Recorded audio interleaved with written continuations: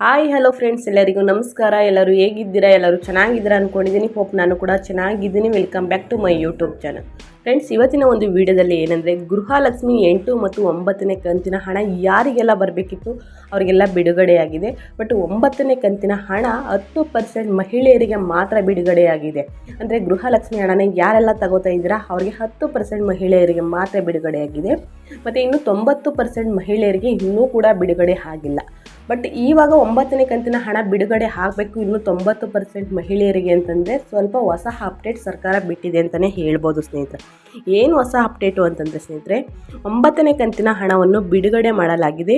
ನಿಮಗೆ 9ನೇ ಕಂತಿನ ಹಣ ಖಾತೆಗೆ ಬಂದಿಲ್ಲ ಅಂದರೆ ಯಾವಾಗ ಹಣ ಜಮಾ ಆಗ್ತದೆ ಎಂದು ಈ ವಿಡಿಯೋದಲ್ಲಿ ನೋಡಿದಾಗ ನಿಮಗೆ ಗೊತ್ತಾಗುತ್ತೆ. ಹಾಗೆಯೇ 9ನೇ ಕಂತಿನ ಹಣದ ಬಗ್ಗೆ ಹೊಸ ಅಪ್ಡೇಟ್ ಬಿಟ್ಟಿದ್ದಾರೆ ಸ್ನೇಹಿತರೆ.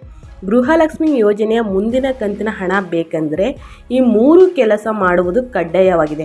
ಅಂದರೆ ಏನೇನು ಕೆಲಸನನ್ನು ಕೂಡ ನಾನು ಹೇಳ್ತಾ ಹೋಗ್ತೀನಿ. ವೀಡಿಯೋನೇ ಎಲ್ಲೂ ಸ್ಕಿಪ್ ಮಾಡಬೇಡಿ. ಅಂದರೆ ವೀಡಿಯೋನೇ ಎಲ್ಲೂ ಕೂಡ ಓಡಿಸ್ಕೊಂಡು ಹೋಗಿ ನೋಡಬೇಡಿ. ಬಿಗಿನಿಂದ ಎಂಡ್ ತನಕ ನೀವು ವೀಡಿಯೋ ನೋಡಿದಾಗ ನಿಮಗೆ ಫುಲ್ ಇನ್ಫಾರ್ಮೇಷನ್ ಅರ್ಥ ಆಗುತ್ತೆ ಸ್ನೇಹಿತರೆ. ಎಲ್ಲರಿಗೂ ಗೊತ್ತಿರುವಂತೆ 8ನೇ ಕಂತಿನ ಹಣವನ್ನು ಮಾರ್ಚ್ 28 ಹಾಗೂ ಏಪ್ರಿಲ್ 10ನೇ ತಾರೀಕಿನಿಂದ ಸುಮಾರು 30ರಿಂದ 40 ಲಕ್ಷ ಜನರಿಗೆ ಹಣ ವರ್ಗಾವಣೆ ಮಾಡಲಾಗಿದೆ. ನಿಮ್ಮ ಖಾತೆಗೂ ಹಣ ಬಂದಿದೆಯೇ ಇಲ್ವೇ ಎಂದು ತಿಳಿಯಲು ನೀವು ಅಂತಂದರೆ ಪ್ಲೇಸ್ಟೋರಲ್ಲಿ DPT ಅಪ್ಲಿಕೇಶನ್ನ ಡೌನ್ಲೋಡ್ ಮಾಡ್ಕೋಬೇಕಾಗುತ್ತೆ ಸ್ನೇಹಿತರೆ. ಗೃಹಲಕ್ಷ್ಮಿ ಯೋಜನೆಯ 9ನೇ ಕಂತಿನ ಹಣ ನಿಮಗೆ ಬಂದಿಲ್ಲವಾದರೆ ನೀವು ಆತಂಕ ಪಡುವಂತಹ ಅವಶ್ಯಕತೆ ಇಲ್ಲ. ಏಕೆಂದರೆ ಹಣವನ್ನು ಕೇವಲ 40% ಜನರಿಗೆ ಮಾತ್ರ 9ನೇ ಕಂತಿನ ಹಣ ಬಿಡುಗಡೆ ಆಗಿದೆ ಸ್ನೇಹಿತರೆ. ಪೂರ್ತಿಯಾಗಿ ಎಲ್ಲರ ಖಾತೆಗೂ ಹಣವನ್ನು ಏಪ್ರಿಲ್ 25ನೇ ತಾರೀಕಿನ ಒಳಗಡೆ ಜಮಾ ಮಾಡಲಾಗ್ತದೆ ಎಂದು ಸಚಿವೆ ಲಕ್ಷ್ಮಿ ಹೆಬ್ಬಾಳ್ಕರ್ ಅವರು ತಿಳಿಸಿದ್ದಾರೆ. ಹಾಗಾಗಿ ನೀವು ಅಲ್ಲಿಯವರೆಗೂ ಎಲ್ಲ ಫಲಾನುಭವಿಗಳು ಕಾಯಬೇಕಾಗುತ್ತೆ ಸ್ನೇಹಿತರೆ. ಗೃಹಲಕ್ಷ್ಮಿ ಯೋಜನೆ 9ನೇ ಕಂತಿನ ಹಣವನ್ನು ಏಪ್ರಿಲ್ 10ರಿಂದ ಪ್ರತಿದಿನವೂ ಒಂದಿಷ್ಟು ಮಹಿಳಾ ಫಲಾನುಭವಿಗಳಿಗೆ 2,000 ಹಣವನ್ನು ಖಾತೆಗೆ ವರ್ಗಾವಣೆ ಮಾಡಲಾಗ್ತಿದೆ. ನಿಮಗೆ ಗೃಹಲಕ್ಷ್ಮಿ ಯೋಜನೆಯ 9ನೇ ಕಂತಿನ ಹಣ ಬಂದಿಲ್ಲವಾದರೆ ನಿಮ್ಮ ಖಾತೆಗೆ ಮತ್ತು ಇವತ್ತು ಕೂಡ ಹಣ ಜಮಾ ಆಗ್ತಾ ಇದೆ. ಅಂದರೆ ದಿನ ಹಂತವಾಗಿ ಸ್ವಲ್ಪ ಜಿಲ್ಲೆಗಳಿಗೆ ಹಣ ಬಿಡುಗಡೆ ಮಾಡ್ತಾ ಇರೋ ಕಾರಣ ನಿಮ್ಮ ಖಾತೆಗೂ ಇವತ್ತಲ್ಲ ನಾಳೆ ಹಣ ಬಂದೇ ಬರುತ್ತೆ ಸ್ನೇಹಿತರೆ.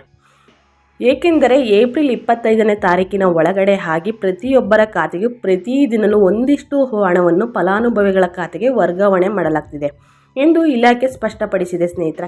ಯಾಕಂದರೆ 26 ಚುನಾವಣೆ ಇರುವುದರಿಂದ ಅಂತಂದರೆ ಲೋಕಸಭಾ ಚುನಾವಣೆ ಇರುವುದರಿಂದ 26ನೇ ತಾರೀಕು 25ನೇ ತಾರೀಕು ಒಳಗಡೆ ಎಲ್ಲ ಗೃಹಲಕ್ಷ್ಮಿ ಹಣನೂ ತಲುಪ್ತಾ ಇದೆ ಅಂತಲೇ ಹೇಳ್ಬೋದು. ಎಲ್ಲರ ಖಾತೆಗೂ ಜಮಾ ಮಾಡ್ತಾನೇ ಇದ್ದಾರೆ ಸ್ನೇಹಿತರೆ. ಹಾಗಾಗಿ ಮತ್ತು ಇನ್ನೊಂದು ಏನಂತಂದರೆ, ನೀವು ಹೊಸದಾಗಿ ಅಪ್ಲಿಕೇಶನ್ನ ಹಾಕೋರಿದ್ರೆ ಅಂತಂದರೆ ಗೃಹಲಕ್ಷ್ಮಿ 1ನೇ ಕಂತು ಕೂಡ ಹಣ ಬಂದಿಲ್ಲ, ಹೊಸದಾಗಿ ನಾವು ಅರ್ಜಿ ಸಲ್ಲಿಸಬೇಕು ಅಂತಂದರೆ ಲೋಕಸಭಾ ಚುನಾವಣೆ ಆದ ನಂತರನೇ ನೀವು ಅಪ್ಲಿಕೇಶನ್ನ ಹಾಕಬೇಕು. ಇವಾಗ ಎಲ್ಲೂ ಕೂಡ ಅಪ್ಲಿಕೇಶನ್ನ ತಗೋತಾ ಇಲ್ಲ. ಅಂತಂದರೆ ಗೃಹಲಕ್ಷ್ಮಿ ಹೊಸದಾಗಿ ಅಪ್ಲಿಕೇಶನ್ನ ತಗೋತಾ ಇಲ್ಲ ಎಲ್ಲೂ ಕೂಡ. ನೀವು ಹೋಗಿ ಕಾಯ್ಕೊಳ್ಳೋ ಅವಶ್ಯಕತೆ ಇಲ್ಲ ಸ್ನೇಹಿತರೆ. ಬಟ್ ಏನಂತಂದರೆ, ನಿಮಗೆ ಲೋಕಸಭಾ ಚುನಾವಣೆ ಆದ ನಂತರ ಅಂತಂದರೆ 26ನೇ ತಾರೀಕು ಚುನಾವಣೆ ಆದ ನಂತರ 25ನೇ ತಾರೀಕು ಒಳಗಡೆ ಯಾರಿಗೆಲ್ಲ ಹಣ ಬಂದಿದೆ ಅಷ್ಟೇ. ನಮಗೆಲ್ಲ 8ನೇ ಕಂತು 9ನೇ ಕಂತು ಹಣ ಬರಲ್ವೇನೋ ಅಂದ್ಕೊಂಡು ಸ್ವಲ್ಪ ಜನರ ತಲೆಯಲ್ಲಿ ಓಡ್ತಾ ಇರುತ್ತೆ ಇದೇ ಥರ. ಬಟ್ ಹಾಗೇನಿಲ್ಲ. 26 ಚುನಾವಣೆ ಆಗಿರೋದ್ರಿಂದ 26 ಯಾರಿಗೂ ಕೂಡ ಹಣ ವರ್ಗಾವಣೆ ಮಾಡಲ್ಲ. 26 ಆದ ನಂತರ 30ನೇ ತಾರೀಕು ಒಳಗಡೆ ಎಲ್ಲರಿಗೂ 8 ಮತ್ತು 9ನೇ ಕಂತು ಎಲ್ಲರಿಗೂ ಬಿಡುಗಡೆ ಮಾಡ್ತಾರೆ. ಆದರೆ 10ನೇ ಕಂತು ಹಣ ಬರಬೇಕು ಅಂತಂದರೆ ಲೋಕಸಭಾ ಚುನಾವಣೆ ಆದಿ ರಿಸಲ್ಟ್ ಬಂದ ನಂತರ 10ನೇ ಕಂತಿನ ಹಣನ ಬೇಗನೆ ಬಿಡುಗಡೆ ಮಾಡ್ತಾರೆ ಸ್ನೇಹಿತರೆ. ಅಲ್ಲಿ ತನಕ 10ನೇ ಕಂತಿನ ಹಣ ಬಿಡುಗಡೆ ಮಾಡಲ್ಲ. ಇದೇ ಸರ್ಕಾರ ಹೇಳಿರೋ ನ್ಯೂಸ್ ಅಂತಲೇ ಹೇಳ್ಬೋದು, ಹೊಸ ಅಪ್ಡೇಟ್ ಅಂತಲೇ ಹೇಳ್ಬೋದು.